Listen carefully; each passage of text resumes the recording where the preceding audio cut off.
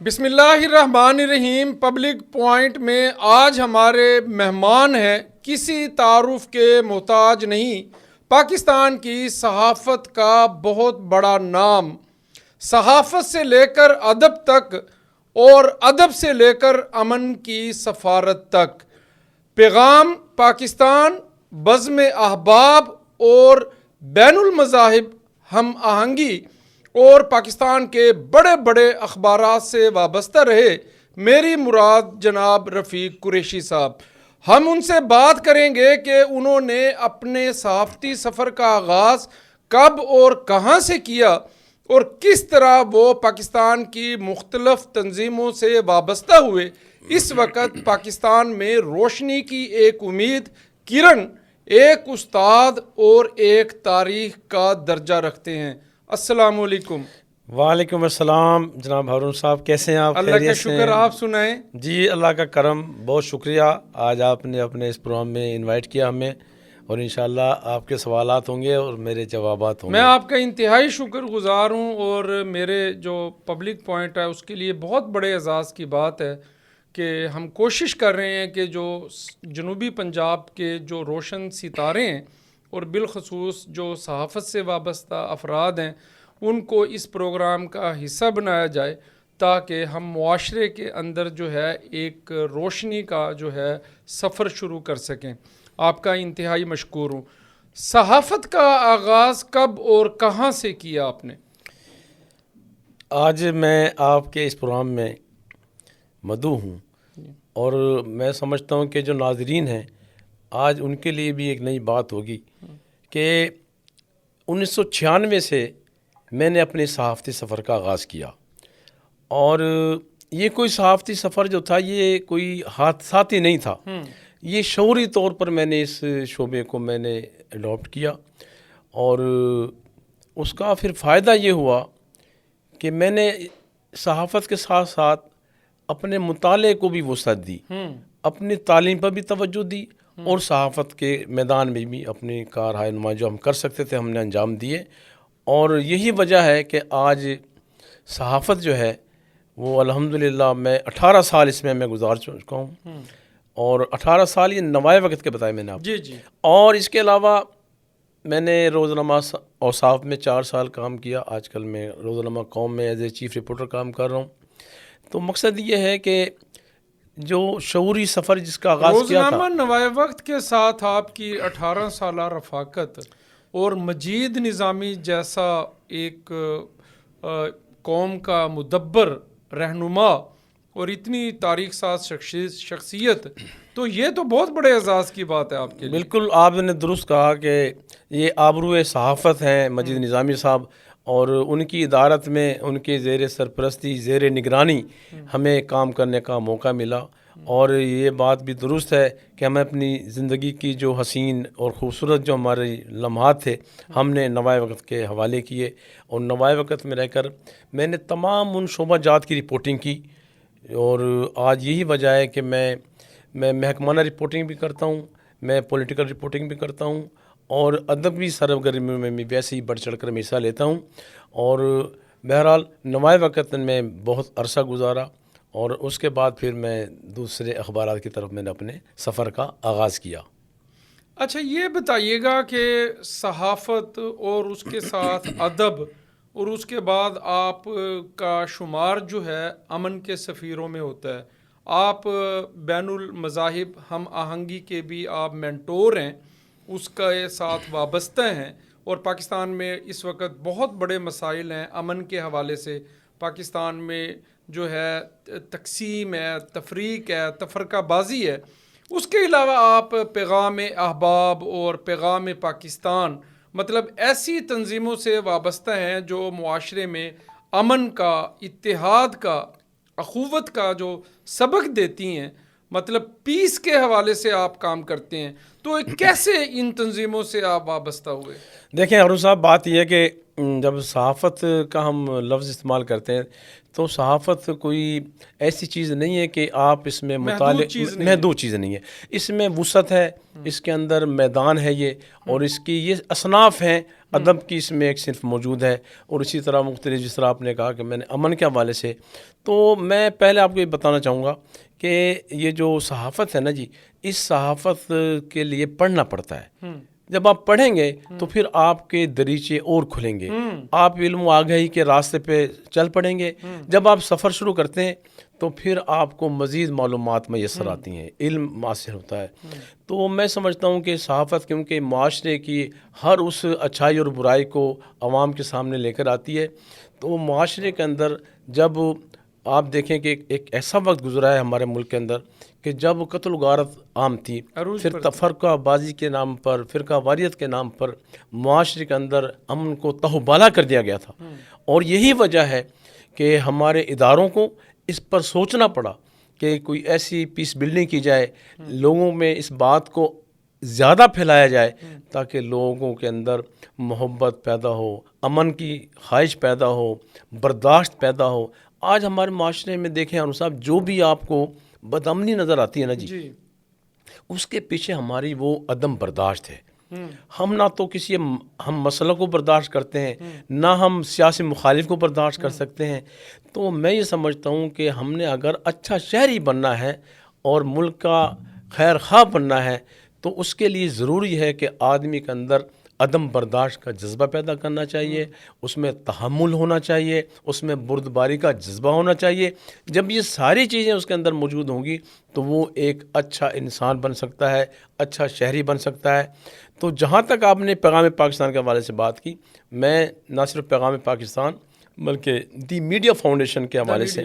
میں اس کا مینٹور بھی رہا ہوں۔ پیغام پاکستان میں نے ایز اے ٹرینر کام کیا ہے۔ تو مقصد یہ تھا کہ میں ملک کے ہر حصے میں گیا ہوں، اور جہاں بھی ہمیں موقع ملا ہے، خواہ وہ طلبہ ہوں، خواہ وہ اساتذہ ہوں، خواہ وہ علماء کرام ہوں، خواہ وہ مدارس کے طلبہ ہوں، ہم نے سب کو ایڈریس کیا ہے، اور بالخصوص ہم نے صحافی برادری کے اندر اس کام کو بڑا عام کیا ہے کہ صحافی کے قلم سے جب کوئی بات لکھی جاتی ہے، جب کوئی تحریر ہوتی ہے تو اس کے اثرات ہوتے ہیں۔ اگر یہ کوئی ایسا لفظ لکھ دے اور وہ کل اخبار میں چھپ جائے تو اس سے جہاں بدامنی کا خدشہ پیدا ہوتا ہے، اگر وہی صحافی اپنے قلم سے پیار اور محبت اور امن اور رواداری کی بات لکھے تو معاشرے میں اس کا پازیٹیو اور مثبت اس کے اثرات مرتب ہوتے ہیں۔ اور ہم نے اسی طرح علماء کرام کو ہم نے ایک کیا، مختلف مسالک کے لوگوں کو۔ کنسیپٹ یہ تھا کہ یہ دیوبندی، بریلوی، اہل حدیثی ایک نہیں ہوتے۔ ہم نے علماء سے ملاقاتیں کی، اور ان ملاقاتوں کے نتیجے میں آپ یقین کریں ہارون صاحب، فاصلے کم کیے، اور ہم نے ان کو ایک ٹیبل پر بٹھایا، ایک ساتھ ان کو کھلایا، اور اس کا رزلٹ یہ ہوا کہ جو شدت پسند، دیکھیں ہم یہ نہیں کہتے کہ جب ہم پیس بلڈنگ کی بات کرتے ہیں، جب ہم محبت اور امن کی بات کرتے ہیں تو ہم یہ کہتے ہیں کہ وہ بات مشہور ہے نا کہ اپنا مسلک چھیڑو نا، ہاں اور اپنا چھوڑو نا، دوسرے کا چھیڑو نا۔ یہی ہم سلوگن دیتے ہیں کہ یہ نہ کریں، لیکن آپ امن کی بات کریں۔ امن مشترک چیز ہے، پیار محبت مشترک چیز ہے، یہ معاشرے کو جلا بخشتی ہے، تو اس کو عام کریں۔ تو ظاہر ہے جب آپ کی دعوت میں اخلاص ہوتا ہے، جب آپ کی دعوت میں زور ہوتا ہے، اس میں کہہ لیں اس کے اندر جب اچھے الفاظ استعمال ہوتے ہیں تو پھر لوگوں پہ وہ اثر انداز ہوتا ہے۔ جب آپ اچھی بات کریں گے، وہ کہتے ہیں نا جب گڑ نہ دیں، گڑ جیسی بات کر دیں، میٹھی بات کر دیں، اور اپنے لب و لہجے کو میٹھا کر لیں، تو اس کی جو شیرینی ہے وہ معاشرے کے اندر مٹھاس پیدا کرتی ہے، محبت اور پیار کا ایک جذبہ پیدا کرتی ہے۔ ہمارے معاشرے کا جو سب سے بڑا جو المیہ ہے، جو ایریا آف دا پرابلم ہے، مدر آف ڈیزیز ہے، اس کی بات آپ کر رہے تھے کہ امن اور عدم برداشت، اختلاف کسی سے جو ہے وہ ہم برداشت نہیں کرتے، کسی دوسرے کی اوپینین کو جو ہے۔ تو ماشاءاللہ آپ صحافت سے وابستہ ہیں، آپ ادب سے وابستہ ہیں، میڈیا فاؤنڈیشن کے، پیغام پاکستان، بزم احباب، اور یہ جو بین المذاہب ہم آہنگی، آپ ماشاءاللہ اتنے عرصے سے صحافت سے وابستہ ہیں، اتنے لوگوں سے آپ کا تعلق ہے۔ یہ پاکستان آج جس دوراہے پہ کھڑا ہوا ہے، مطلب آپ جیسے جو افراد ہیں ان کا جو ہاتھ ہے وہ عوام کی نبض پہ ہوتا ہے، نبض شناس ہوتے ہیں۔ تو آپ کیا سمجھتے ہیں کہ کہاں بھٹکے ہوئے ہیں, کہاں منزل کھوئی ہے, کہاں ہم ڈی ٹریک ہوئے ہیں؟ اس وقت سوسائٹی کا سب سے بڑا ایشو کیا ہے؟ کیونکہ ہم تو بنیادی اسلامی معاشرے کی تشکیل میں بھی ناکام ہوئے ہیں. دیکھیں ہارون صاحب, قائد اعظم رحمۃ اللہ علیہ نے فرمایا کہ اس ملک کا جو نظام ہے نا جی, وہ جمہوری نظام ہوگا.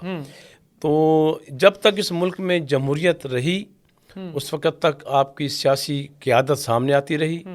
اور نیچے سے ایسے لوگ آئے کہ جو نہ صرف عوام کی خدمت کرتے تھے بلکہ عوام کے دکھ سکھ ان کے مسائل کو حل بھی کرتے تھے. یہاں اس ملک میں المیہ یہ رہا کہ اگر فرض کریں 40 سالہ یہ دور ہے, تو 40 سالہ دور کے اندر 30 سالہ دور اس آمریت کا دور ہے اور ڈکٹیٹرشپ کا دور ہے. اگرچہ اس دور کے اندر بھی سڑکیں بنی, ترقیاتی کام ہوئے, لیکن اس ملک کا جو اصل مقصد ہے کہ یہ ملک جمہوری ملک ہے. اس ملک کے اندر جمہوری انداز سے ہی آپ آگے بڑھ سکتے ہیں اور جمہوری جماعتوں کو موقع ملنا چاہیے. لیکن ہمارے یہاں بد نصیبی بدقسمتی سے ایسا نہیں ہوا اور جمہوریت کو صحیح پٹڑی پہ چلنے نہیں دیا. جو ہی وہ اپنے سفر کا آغاز کرتی تھی تو وہ ڈی ٹریک کر دی جاتی. اس میں صحافت کا, یا دوسرے لفظوں میں کہیں کہ جو صحافت میں سے ایک زرد صحافت ہے, جی پہلے پرنٹ میڈیا, پھر اس کے بعد الیکٹرانک میڈیا, پھر الیکٹرانک میڈیا سے ڈیجیٹل میڈیا, سوشل میڈیا, آپ کیا سمجھتے ہیں کہ جو ہمارے لکھاری ہیں, قلمکار ہیں, جو اپنی تحریر کے ذریعے ایک روشنی اور امنگ پیدا کرتے ہیں, جیسے آپ نے کہا کہ آپ پورے پاکستان میں مختلف شعبوں میں آپ نے امن کا درس دیا, اتحاد کا درس دیا, تو یہاں پہ جو ہماری صحافت ہے وہ بھی تو بہت بڑی اس کی ناکامی ہے کہ وہ عوام کو ایڈریس کرنے میں جو ہے وہ ناکام ہوئی ہے, کوئی سمت نہیں دے سکی عوام کو. دیکھیں جی, یہ جو معاشرہ ہے نا جی, یہ مختلف الاذہان کا معاشرہ ہے. اس میں مختلف مسالک کے لوگ ہیں, مختلف سوچ کے لوگ ہیں, ان کی سیاسی فکر الگ ہے, سیاسی سوچ الگ ہے. میں یہ سمجھتا ہوں کہ میڈیا اپنا کردار ادا کرتا رہا ہے. اس کے کردار سے آپ کو اختلاف ہو سکتا ہے, لیکن آپ دیکھیں کہ جس کی قسم جو ہے اللہ قرآن پاک میں کھاتے ہیں اس کو کبھی زوال نہیں آ سکتا. نون والقلم, یہ ایسی چیز ہے, ہاں اگر میرے ہاتھ سچ نہ لکھیں, یہ کمزور پڑ جائے تو اس میں میرا قصور ہے, بک جائے, اس میں میرا قصور ہے. اس میں صحافت کا یا قلم کا کوئی قصور نہیں ہے. آج بھی جو لوگ اپنے اس قلم کو استعمال کر رہے ہیں, سچ لکھنے کی جرت رکھتے ہیں, حق لکھنے کی طاقت رکھتے ہیں, اور وہ دیکھیں ان کو لوگ پڑھتے بھی ہیں, ان کو سچ بھی کرتے ہیں. آپ کو اس سفر میں کس قدر پریشانیوں کا سامنا کرنا پڑا؟ میں الحمدللہ, وہ آپ کہیں گے نا جی کہ اپنے منہ میاں مٹھو نہیں بننا چاہیے. میں دوستوں سے کہتا ہوں, جب دوست مجھے جب بتاتے ہیں کہ آج ہم فلاں دفتر میں گئے تھے, یار وہ آپ کی بڑی تعریف کر رہے تھے, اس کی وجہ یہ ہوتی ہے کہ جب آپ زرد صحافت سے دور رہ کر اپنے کام کرتے ہیں تو پھر آپ کو لوگ اچھے الفاظ سے بھی یاد کرتے ہیں. اور یہ میرا اثاثہ ہے, میری 20 سالہ 22 سالہ صحافتی آپ کی شناخت ہے, یہ میری شناخت ہے. ٹھیک ہے, میں اثاثہ نہیں بنا سکا, لیکن مجھے اس پر کوئی یہ بہت بڑا اثاثہ ہے کہ میں آج بھی, میں آپ کی بات بتاؤں, انسان پروقار زندگی گزارے اور اصول پہ کھڑا رہے. اور اچھا, یہ اس کا مطلب یہ بھی نہیں ہوتا کہ آپ کے لوگ کام نہیں کرتے. آپ جب جائز کام کے لیے فون میں کرتا ہوں تو جائز کام میرا فون پہ جاتا ہے, تو یہ میرے لیے آنر ہے. تو کہنے کا مقصد یہ ہے کہ میرا تو سب جو ہمارے صحافتی بھائی ہیں, میں ان کے لیے ہی پیغام دیتا ہوں ہمیشہ نا کہ یار سچ لکھیں اور وقار کے ساتھ لکھیں, اور اپنے اندر یہ طمع, یہ لالچ, اس کو ختم کریں. اگر ادارہ آپ کو سیلری نہیں دے رہا تو بھائی آپ پھر نہ کریں, کوئی اور کام کر لیں آپ. لیکن اگر جب دوسرے راستے اختیار کرتے ہیں تو وہ اس سے پھر وہ پریشانی ہوتی ہے, پورا صحافتی شعبہ بدنام ہوتا ہے. تو ہم یہ کہتے ہیں کہ یہ صحافت کا شعبہ بھی زندہ و جاوید رہے اور کام بھی ہوتا رہے, اور معاشرے پہ جس طرح آپ نے کہا کہ صحافی کی نبض پہ ہاتھ ہوتا ہے, تو وہ پہل معاشرے کی آنکھیں, کان اور زبان ہوتا ہے صحافی صاحب. جی, تو وہ کام کر رہا ہے جی, تو اسے اگر کام کرنے دیں. لیکن فی زمانہ ایسا محسوس ہوتا ہے کہ کچھ مشکلات اس دور میں بہت زیادہ ہیں صحافت کو, صحافی کو. بہرحال ہماری دعا ہے کہ وہ لکھنا جانتا ہے تو لکھے اور لوگوں کو سچ پہنچائے. تو ہمیں امید ہے کہ انشاءاللہ یہ کام اسی طرح جاری و ساری رہے گا.